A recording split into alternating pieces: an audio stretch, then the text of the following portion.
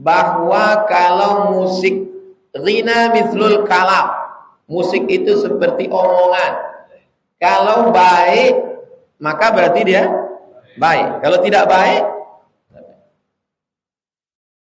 Rasul menyuruh kita menyantuni anak yatim. Jeng jeng jeng jeng jeng. Baik apa tak baik? Baik. Sesuai tak dengan ayat? Ayat. Ara'aital ladzi yukadzibu bid-din, fadzalikal ladzi yad'un. Barakallah lakuma wa baraka alaikuma wa jama'a bainakuma fi khair. Baik apa tak baik? Tapi sesuaikanlah momennya. Udah jelas dan nikah. Dipanggil mahasiswanya. Bila Israel datang memanggil, menangislah kedua mempelai. Padahal itu hari bahagia dia. Teganya kau guys, katanya. Sesuaikanlah momennya. Assalamualaikum warahmatullahi wabarakatuh. Jikalau nanti acara pernikahan saya mengambil organ tunggal, tapi isi lagunya qasidah, nasyid, apakah boleh, Pak Ustaz? Judul bukunya Fiqhul Aghani wal Musiqa. Nanti beli ya. Saya nggak dapat untung apa-apa dari buku ini. Jangan antum anggap saya reseller. Fiqhul Aghani PDF. Fiqhul Aghani wal Musiqa PDF. Ini dia.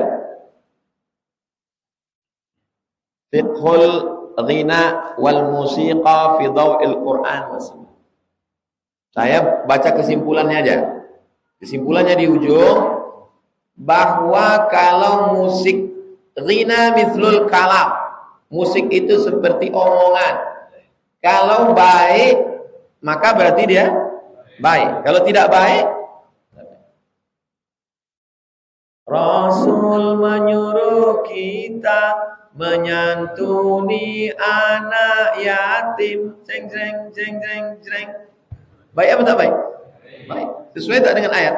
Ayat. Ara'aital ladzi yukadzibu bid-din, fadzalikal ladzi yad'un. Barakallah lakuma wa baraka alaikuma wa jama'a bainakuma fi khair. Baik apa tak baik? Tapi sesuaikanlah momennya. Udah jelas dan nikah. Dipanggil mahasiswanya. Bila Israel datang memanggil, menangislah kedua mempelai. Padahal itu hari bahagia dia. Teganya kau guys, katanya. Sesuaikanlah momennya. Boleh atau tak boleh? Kalian mesti berkreasi. Yang punya darah seni, kawan seangkatan saya di IAIN, sebelum kalian jadi UIN IAIN, pergi saya ke Batam, dibuatnya lagu untuk saya. Ada tuh di channel. Hasbunallah wa ni'mal wakil, ni'mal maula wa ni'man nasir. Ustaz Ramon Damora dari Batam. Adalah aktivis bisa bekerja otak seni, yang punya darah seni. Kau ada darah seni? Tak ada Ustaz, yang ada air seni. Saya ingin bertanya berkaitan ijazah sanad. Apa urgensi ijazah sanad dalam ilmu-ilmu agama, terutama ilmu hadis? Sebab Anda banyak temukan ijazah sanad online, tapi orang yang diberikan sanad kepahamannya sangatlah sedikit. Manakah utama sanad?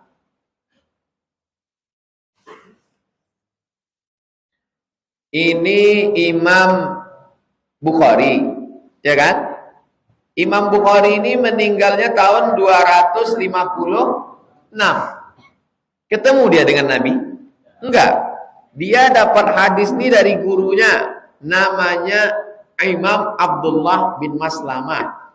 Abdullah bin Maslamah dapat dari gurunya namanya Malik bin Anas. Malik bin Anas dapat dari gurunya namanya Abu Zinad. Abu Zinad dapat dari gurunya namanya Al-A'raj. Al-A'raj dapat dari gurunya namanya Abu Hurairah. Abu Hurairah dapat dari gurunya namanya Nabi Muhammad sallallahu alaihi wasallam. Rentetan silsilah guru ke guru ini disebut dengan sanad. Untuk apa? Untuk apa sanad ini? Apa untuk sombong-sombongan?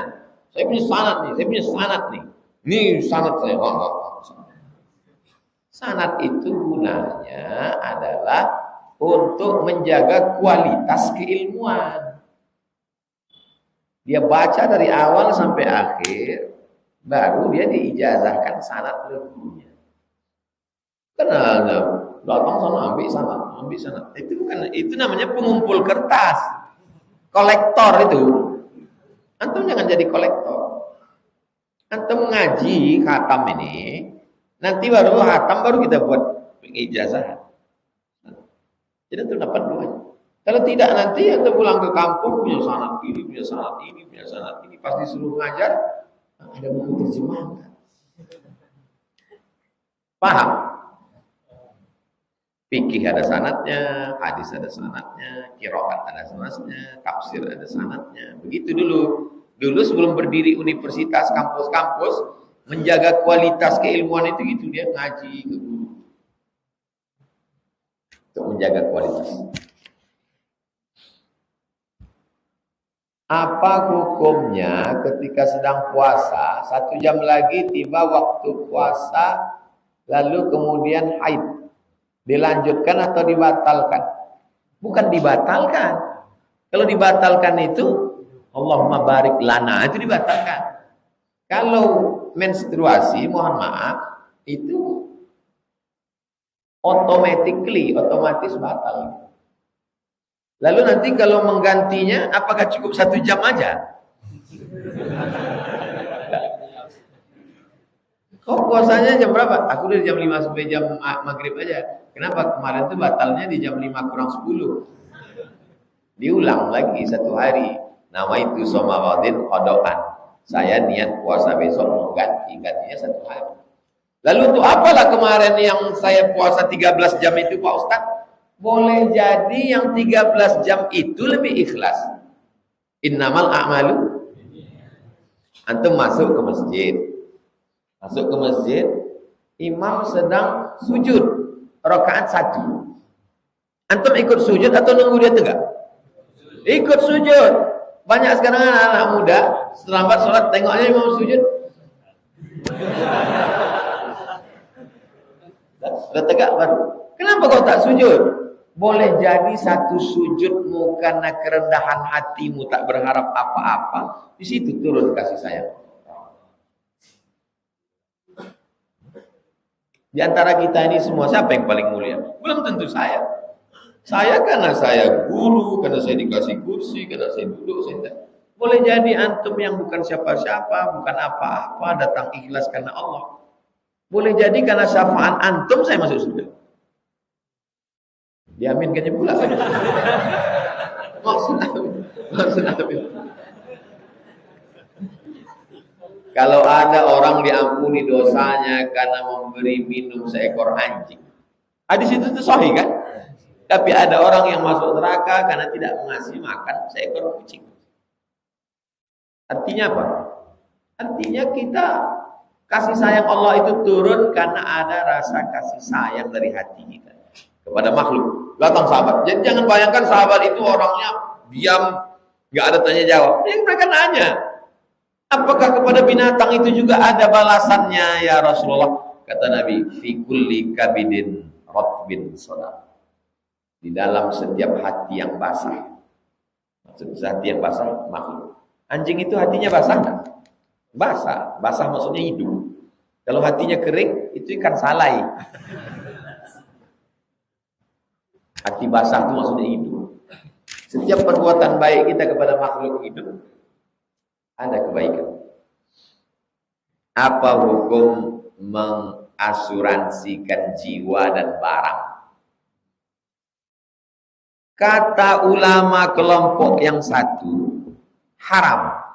Kenapa? Karena di dalamnya ada unsur gambling, judi. Antum sebulan bayar sejuta, asuransi mobil. Tiba-tiba yang kecelakaan, na'udzubillah, si A. Maka duit kita semua diberikan ke dia. Datang kawan ini, aku udah 30 tahun gak ada kecelakaan. Aku tabrakan lah katanya. Masa duit aku terus keluar? Karena ada unsur gambling itu, maka kelompok ini mengatakan haram karena ada unsur judi. Kelompok yang kedua mengatakan boleh. Kenapa boleh? Karena ada unsur ta'awun, tolong menolong di dalamnya. Dia kecelakaan, kita tolong menolong 1 juta, 2 juta, 3 juta langsung dikasih. Kalau tolong menolongnya pakai kotak 2.000. Tapi karena terdaftar di asuransi keluar 1 juta, akhirnya tertolong dia. Baik apa tak baik? Kata kelompok ini baik, kata kelompok ini tak baik. Dua-duanya disebutkan Syekh Ali Jum'ah, mufti Mesir, dalam kitab judul bukunya Fatwa Mu'asir, fatwa-fatwa kontemporer. Kata Syekh Ali Jum'ah, pilihlah antara dua. Kalau antum cenderung kepada judi, haram, jangan ambil. Kalau antum cenderung kepada boleh karena ta'awun, ikut. Kuatkan hati, pilih. Yang nggak boleh itu, ketika mendaftar sendiri, antum bilang haram. Ketika didaftarkan orang, dibayarkan orang, oh boleh. Itu nama mazhabnya kepentingan. Apa hukumnya mabuk, Ustaz? Haram. Tapi kawan kita yang bayar, makruh.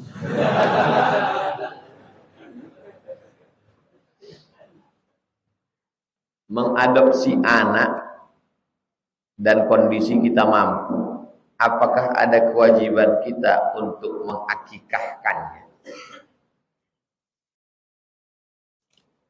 Saya misalnya punya keponakan, misal pas dia lahir saya kasih uang ke bapaknya, ini 2,5 juta. Lalu bapaknya membelikan 2,5 juta itu kambing. Maka pemberian saya ke bapaknya sebagai hadiah.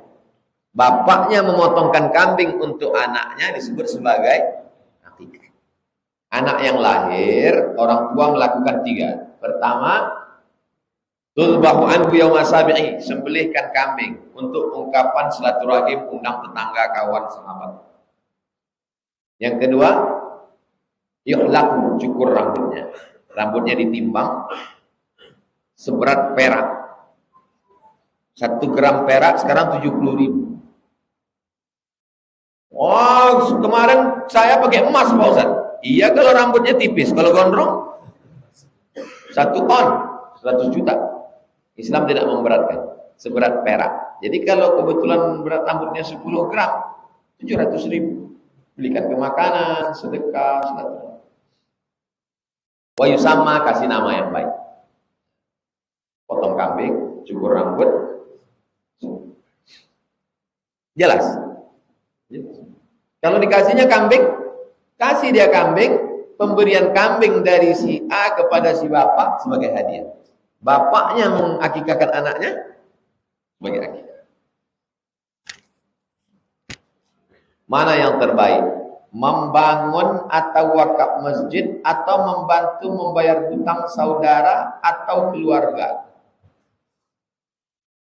Membangun atau berwakaf masjid? Membangun masjid sama wakaf masjid itu sama. Ada orang yang berwakaf, ada yang menerima wakaf, ada barang yang diwakafkan, ada ijab qabul. Saya wakafkan masjid ini untuk kaum muslimin.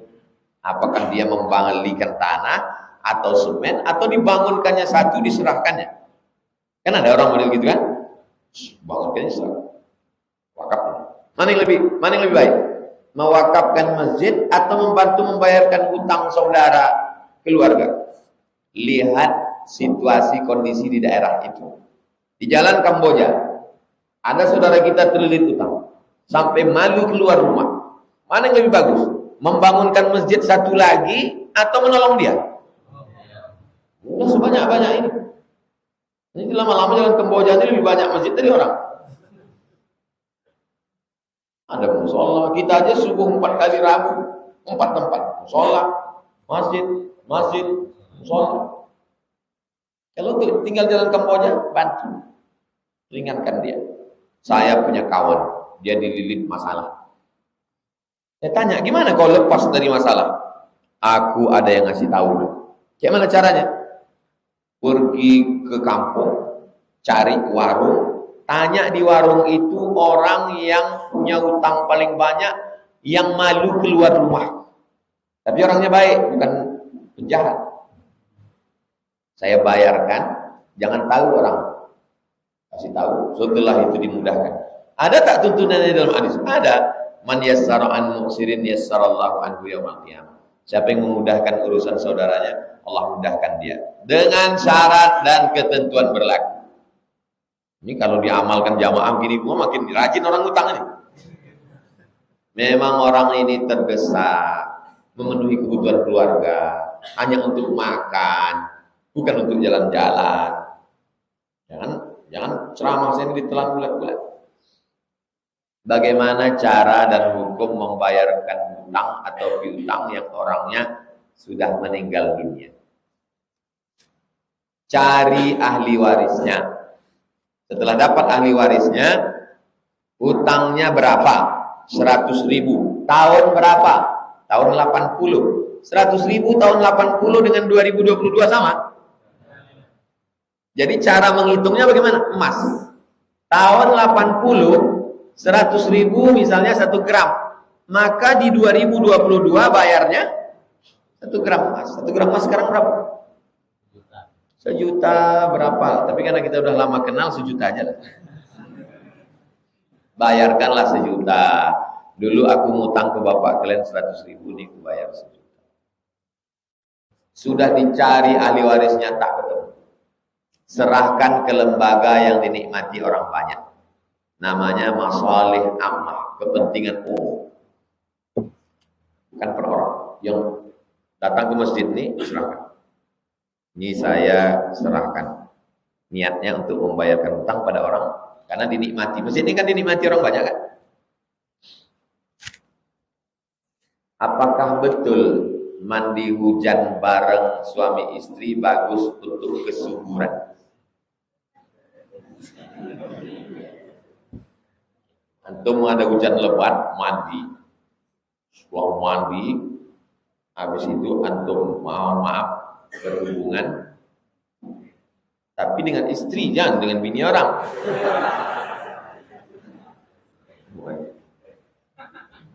Itu dalilnya dari mana? Jadi ayatnya panjang. Ayatnya gini.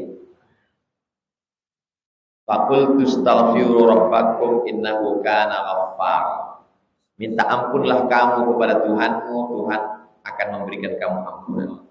Yursilis sama alaikum midrar. Allah akan menurunkan hujan.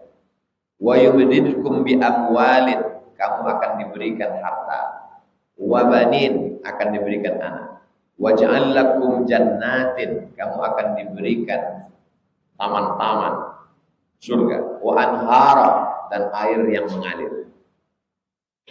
Ayat ini bercerita tentang, memang kalau belum sarapan ini susah konsepnya. Kita ulang sekali lagi. Qul tastaghfiru rabbakum innahu kana ghaffar. Banyak-banyaklah istighfar, minta ampun kepada Allah, Allah akan ampunkan dosa. Yursilis sama alaikum midrar. Allah akan menurunkan hujan. Wa yubdidkum bi amwalin. Dia akan memberi kamu harta. Wa banin, anak. Wa yaj'al lakum jannatin. Dia berikan kamu jannat, surga, kebun, anhar, air yang mengalir. 6. Ayat ini bercerita tentang istighfar. Tapi pada ayat yang kedua dan ketiga, yursilis sama alaikum midrara, dikirimkannya kamu air hujan, wa yubdikum bi amwalin wa banin, diberikannya kamu harta dan anak. Lalu sebagian orang Jelas? Sebagian orang mau dikaitkannya, kalau hujan lebat dapat harta dan anak. Mandi-mandi hujan lahir anak. Apakah benar penafsiran ini?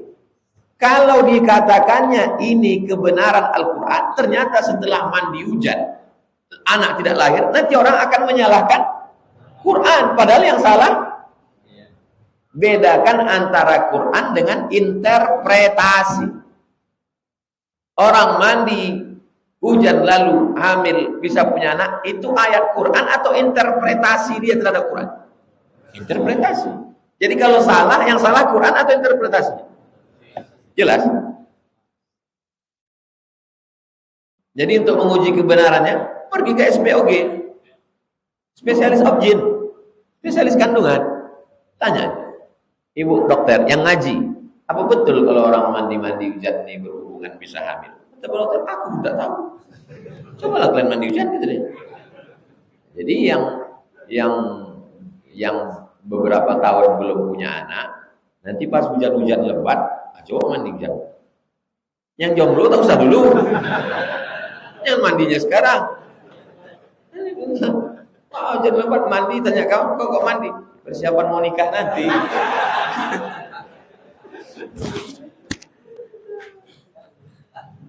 Bagaimana hukum mengikuti pesan dari orang yang sudah meninggal lewat mimpi? Dalam mimpi itu orang yang meninggal berpesan tentang dirinya pernah berhutang dan minta untuk dilunaskan. Ada buku judulnya, buku judul paling singkat 3 huruf, ROH, Roh. Yang menulis namanya Imam Ibnu Qayyim Al-Jauziyah. Buku ini sudah diteliti di Universitas Imam Muhammad Ibnu Saud Riyadh. Jadi disertasi doktor. Yang dapat gelar doktor gara-gara buku ini namanya Dr. Bassam. Dan diteliti. Di dalam itu cerita, jadi buku Roh ini cerita tentang roh. Ada ulama meninggal. Anaknya mimpi. Kata dia pergi ke dapur, buka, tutup, tahu tempayan dari tanah liat, tembikar, buka, di dalam itu ada emas, bayarkan hutangku pada sebulan. Besok pagi anaknya buka, bawanya emas, tanyanya orang, apa betul kau punya ada piutang? Iya, coba sebutkan orang-orangnya, jangan ceritakan aku bawa emas. Kalau cerita bawa emas semua orang ngaku nanti. Apa betul kau ada punya beberapa piutang? Ya, coba sebutkan. Kepada sebulan. Pada sebulan berapa? Sekian. Nah, ini bayar. Jangan langsung kasih. Aku mau nyerahkan emas nih. Inilah yang kutunggu, kata dia. Ada orang mengaku dapat mimpi dari almarhum kakek. Dia berkata kakek dalam mimpi itu minta bayarkan hutang. Ke siapa? Sementara tak ada bukti hutangnya selama kakek hidup, dan tak pernah juga kakek menyebut tentang perkara. Kalau tak ada, gimana membayarnya? Orangnya tak jelas, jumlahnya berapa. Kalau tadi jelas, datang kau ke Sianu, jumpai dia, bayarkan aja. Kalau tak jelas, mimpi itu 3. Yang pertama, ilham dari malaikat. Yang kedua, bisikan setan. Yang ketiga, apa yang antum rasakan, antum lihat beberapa saat sebelum tidur, itu terbawa ke mimpi. Jangan heran kalau beberapa jamaah mimpi jumpa Ustadz Somad. Karena yang terakhir ditontonnya, alhamdulillah yang ngaku-ngaku mimpi jumpa saya ini 3. Bapak-bapak, ibu-ibu, anak kecil. Belum pernah anak gadis. Saya mahasiswa UIN. Saya ada tugas. Apa itu hadis maudhu? Hadis maudhu bukan hadis. Hadis maudhu bukan hadis. Tertangkap satu pencuri sepeda motor di UIN. Lalu keluar berita. Mahasiswa gadungan. Dia mahasiswa apa tidak? Tidak kan? Tapi kenapa disebut mahasiswa? Karena gayanya macam mahasiswa. Bahkan kalau didudukkan dia dengan yang asli, dibilang orang dia yang asli. bajunya masuk ke dalam, rapi. Yang asli ini pula kayak. Kalau ditanya, tanya orang, Pak, mana yang asli ini? Ini yang original itu. Jadi hadis palsu bukan hadis. Kalimat yang dibumbu-bumbui lalu disusupkan dikatakan hadis. Ulama selektif, tereliminasi, tercampak. Itulah makna sanad tadi. Mesti ada sanad, mesti nyambung, riwayatnya mesti adil, riwayatnya mesti dhabit, kuat ingatan. Tidak boleh ada aneh dari riwayat lain. 10 riwayat, satu aneh, tolak. Tidak boleh ada cacat kecil saja. Cukup 5 syarat, hadis sahih. Tidak cukup 5 syarat, maka dia maudhu', palsu. Contoh, al-bazinjan syifa'un min kulli da'. Terong obat dari segala macam penyakit. Tak ada sanadnya, tak ada riwayatnya. Siapa yang membuat-buat itu? Tukang jual terong. Biar terongnya laku. Bagaimana hukum menghadirkan guru mursyid dalam hati pada saat berzikir? Bukan pada saat berzikir, sebelum berzikir. Dalilnya, ya ayyuhalladzina amanu, hai orang yang percaya kepada Allah, ittaqullah, takutlah kepada Allah, wa kunu ma'as shadiqin, hendaklah kamu bersama dengan orang yang benar. Kita kalau berzikir itu ingat orang atau ingat Allah? Ingat Allah. Sebelum masuk ke zikir itu untuk lebih fokus. Antum kadang waktu ujian mata pelajaran matematik, terbayang nggak antum guru matematika? Saya sampai sekarang masih ingat saya guru matematika itu. Kenapa? Karena dia yang mengantukkan kepala saya ke dinding. Tapi saya tak dendam, ingat aja. Apa bukti saya tak dendam? Saya datang ke rumah dia, saya cium tangannya, saya kasih oleh-oleh, saya doakan dia. Saya tak dendam, tapi ingat perlu.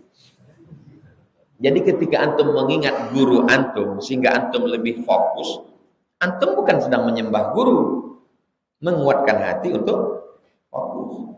Paham? Kita perlu bersama dengan orang-orang baik sehingga hati kita menjadi baik. Tapi kita baik bukan karena orang baik. Karena kalau kita baik karena orang baik, pas orang baik tak ada, kita jadi setan. Wa kunu ma'as shadiqin. Itulah maka ada di depan itu tadi ada spanduk, banner. Orang-orang baik naik motor. Bikers suruh. Yang sudah bergabung, alhamdulillah. Yang belum bergabung, malaikat maut sudah dekat. Kertas terakhir. Apa hukumnya nikah sewali? Ayah saya dengan ayah perempuan, adik-beradik. Wali nikahnya saya. Ayah saya dengan ayah perempuan. Apakah saya bisa menjadi wali untuk pernikahan kami? Ini bukan pertanyaan, ini mau ngetes saya. Ada seorang laki-laki. Ini seorang laki-laki. Namanya Abdurrahman. Kan? Ini seorang laki-laki juga. Namanya Abdurrahim. Abdurrahman dengan Rahim. Abdurrahman ini punya anak perempuan. Namanya Siti Aminah. Siapa nama anaknya? Nama anaknya Siti Aminah. Abdurrahman punya anak perempuan namanya Siti Aminah. Abdurrahim ini punya anak laki-laki namanya Nuruddin. Siapa namanya? Nuruddin. Siapa tadi yang pertama? Abdurrahman. Punya anak Siti Aminah. Adiknya Abdurrahim. Punya anak Nuruddin. Nuruddin ini nikah dengan Aminah. Boleh apa tak boleh? Nuruddin ini menikah dengan Aminah, lahir anak perempuan. Itulah mak saya. Syekh Abdurrahman, Syekh Silau Laut, punya adik namanya Abdurrahim. Abdurrahim ini punya anak namanya Nuruddin. Abdurrahman ini punya anak perempuan namanya Siti Aminah. Menikah Siti Aminah ini dengan Abdurrahim. Menikah Siti Aminah dengan Nuruddin. Punya anak perempuan. Itulah mak saya Hajah Rohana. Saya Hajah Rohana. Sewali orang. Yang jadi pertanyaan, apakah bisa Nuruddin ini menikahi Aminah dengan mengatakan, kunikahkan engkau dengan aku? Itu pertanyaannya kan? Wali perempuan ini ada 6. Ayahnya,